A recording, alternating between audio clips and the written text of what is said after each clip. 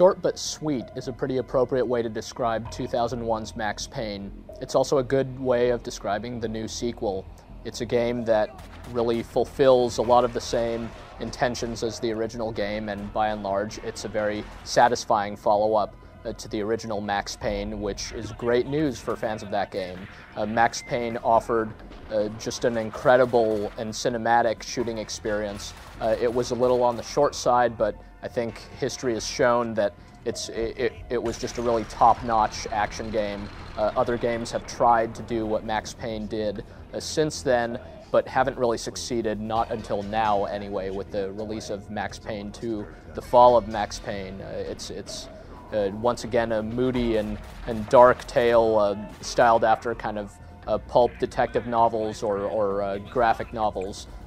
It's got a great storyline that's more complex than what you'd find in just about any other game from any genre, and more importantly, it's got a lot of just really outstanding action sequences. It's very densely packed. The experience is over in about 8 hours, and that's if you kind of stop and smell the roses along the way, so you could kind of breeze through this game if you want to, but fortunately there's some replay value to be found, and just the quality of the action is such that this is a game that's not to be missed.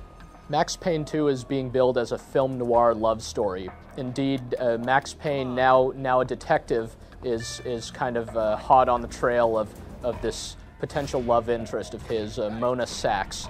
There's plenty of romantic tension between them, and the two characters are established pretty well through the frequent use of these graphic novel style cutscenes in between the levels. And all in all, this is a story that wraps up a lot of what was started in the first game and just contains numerous twists and turns. In fact, early on you might not really know what's going on, especially if by some chance you didn't play the first game. However, one of the real testaments to the storyline is upon replaying the game, a lot of things that maybe weren't clear at first will start to become clearer, and actually this helps give the game more replay value. After you finish the game once, you do unlock higher difficulty modes as well as a few other modes of play to give the game some extra life. Going through the story for a second time gives you some more perspective on the characters, and really the story sequences and the action in general is so well done that it's certainly worthwhile. The story of Max Payne was memorable, but obviously the most important thing about the game was the action itself, and Max's unique ability to enter into bullet time, to be able to aim and shoot in slow motion and gain this big advantage over his enemies.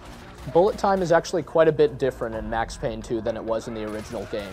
It gives the game a different feel now than the first one had, and that helps make this sequel feel like it's not just more of the same old thing. It's definitely got a different tone to the action. Basically, now you're less reliant on the shoot-dodge maneuver where Max dives sideways and blows guys apart while he's doing so.